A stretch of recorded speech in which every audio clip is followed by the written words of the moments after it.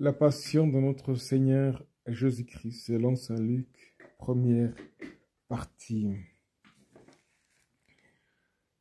Quand l'heure fut venue, Jésus prit place à table et les apôtres avec lui. Il leur dit, « J'ai désiré d'un grand désir manger cette Pâque avec vous avant de souffrir, car je vous le déclare, jamais plus je ne le mangerai jusqu'à ce que soit pleinement accompli dans le royaume de Dieu. » Alors, ayant reçu une coupe et rendu grâce, il dit, « Prenez ceci et partagez entre vous, car je vous le déclare, désormais jamais plus je ne boirai du fruit de la vigne jusqu'à ce que le royaume de Dieu soit venu. » Puis, ayant pris du pain et rendu grâce, il le rompit et leur donna en disant, « Ceci est mon corps donné pour vous.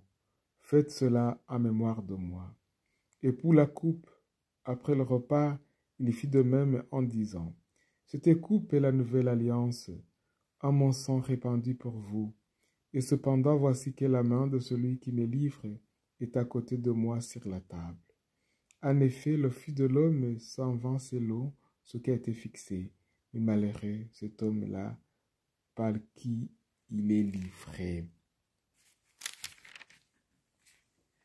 Les apôtres commencèrent à se demander les uns aux autres quel pourrait bien être parmi eux celui qui allait faire cela. Ils en arrivèrent à se quereller. Le quart d'entre eux, à leur avis, était le plus grand.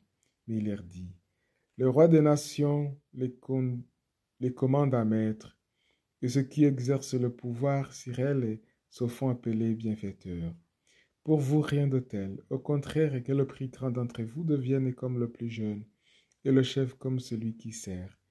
Quel est en effet le plus grand, celui qui est à table ou celui qui sert? N'est-ce pas celui qui est à table? Eh bien moi, je suis au milieu de vous, comme celui qui sert. Vous avez tenu bon avec moi dans mes épreuves, et moi je dispose pour vous du royaume, comme mon Père en a disposé pour moi.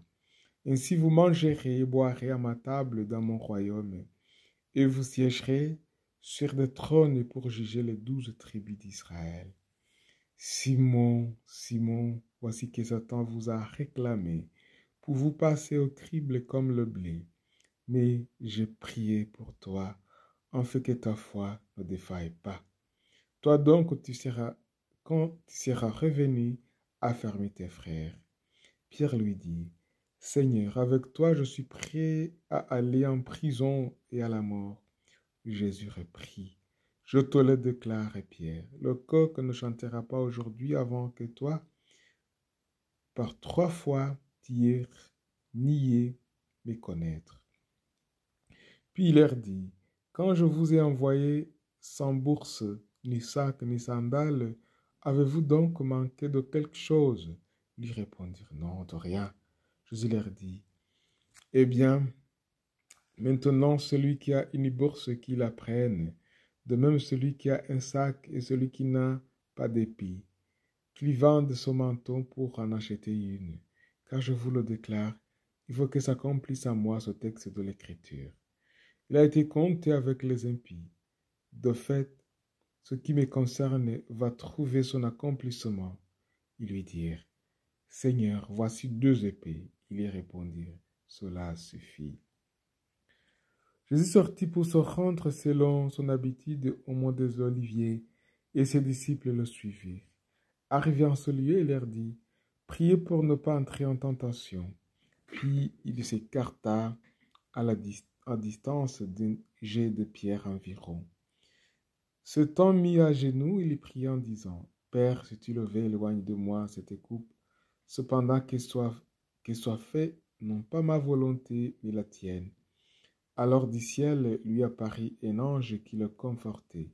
Entre en agonie, Jésus pria avec plus d'insistance, et sa sueur devint comme des gouttes de sang qui tombaient sur la terre. Puis Jésus se releva de sa prière et rejoignit ses disciples qu'il trouva endormis. Accablé de tristesse, il leur dit, « Pourquoi dormez-vous? Relevez-vous et priez, pour ne pas entrer en tentation. » Il parlait encore quand parut une foule de gens, celui qui s'appelait Judas, l'un des 12, marchait à leur tête. Il s'approcha de Jésus pour lui donner un baiser. Jésus lui dit, Judas, c'est par un baiser que tu livres le Fils de l'homme. Voyant ce qui allait se passer, ceux qui entouraient Jésus lui dirent, Seigneur, et si nous frappions avec l'épée? L'un d'eux frappa le serviteur et du grand prêtre et lui trancha l'oreille droite. Mais Jésus lui dit, Restez-en là. On toucha l'oreille de l'homme, il le guérit. Jésus dit alors à ceux qui étaient venus l'arrêter, Grand prêtre, chef des grands du temple et ancien, suis-je donc un bandit pour que vous soyez venus avec des épées et des bâtons? Chaque jour, j'étais avec vous dans le temple, et vous n'avez pas porté la main sur moi. Mais si maintenant, votre aile est le pouvoir des ténèbres. S'étant saisi de Jésus, ils l'amenèrent et le firent entrer dans la résidence du grand prêtre. Pierre suivait à distance. On avait allumé un feu au milieu de la cour, et tous étaient assis là. Pierre vint s'asseoir au milieu d'eux. Une jeune servante le vit assis près du feu. Elle le dévisagea et dit, Celui-là aussi était avec lui. Mais il n'y a, non, je ne la connais pas. Peu après, un autre dit en le voyant, Toi aussi tu es l'un d'eux. Pierre répondit, Non, je ne le suis pas. Environ 1 heure plus tard, un autre insistait avec force. C'est tout à fait sûr, celui-là était avec lui. Et d'ailleurs, il est galiléen. Pierre répondit, Je ne sais pas ce que tu veux dire. Et à l'instant même, comme il parlait encore, un coq chantant. Le Seigneur se retourna, posa son regard sur Pierre. Alors Pierre se souvint de la parole que le Seigneur lui avait dite. Avant que le coq chante aujourd'hui, tu m'auras renié 3 fois. Il sortit dehors, pleura amèrement. Les hommes qui gardaient Jésus se moquaient de lui et le louaient des coups. Ils lui avaient voilé le visage, ils l'interrogeaient. Fais le prophète, qui est ce qui t'a frappé? Et ils proféraient contre lui beaucoup d'autres blasphèmes. Lorsqu'il fit jour, se réunit le collège des anciens du peuple, grands prêtres et scribes, et on amena Jésus devant leur conseil suprême et lui dirent, Si tu es le Christ, dis-le-nous. Il leur répondit, Si je vous le dis, vous ne me croirez pas. Et j'interroge vous. Et si j'interroge, vous ne répondrez pas. Mais désormais, le Fils de l'homme sera assis à la droite de la puissance de Dieu. Tous lui dirent alors, Tu es donc le Fils de Dieu? Il leur répondit, Vous dites vous-même que je le suis. Ils dirent alors, Pourquoi nous faut-il encore un témoignage? Nous-mêmes nous l'avons entendu de sa bouche. En ce temps-là, l'assemblée tout entière se leva et on l'amena chez Pilate. On se mit alors à l'accuser.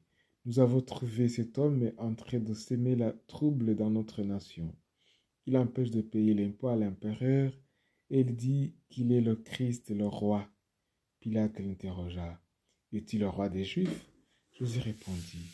C'est toi-même qui le dis. Pilate s'adressa au grand prêtre et aux foules. Je ne trouvais chez cet homme aucun motif de condamnation.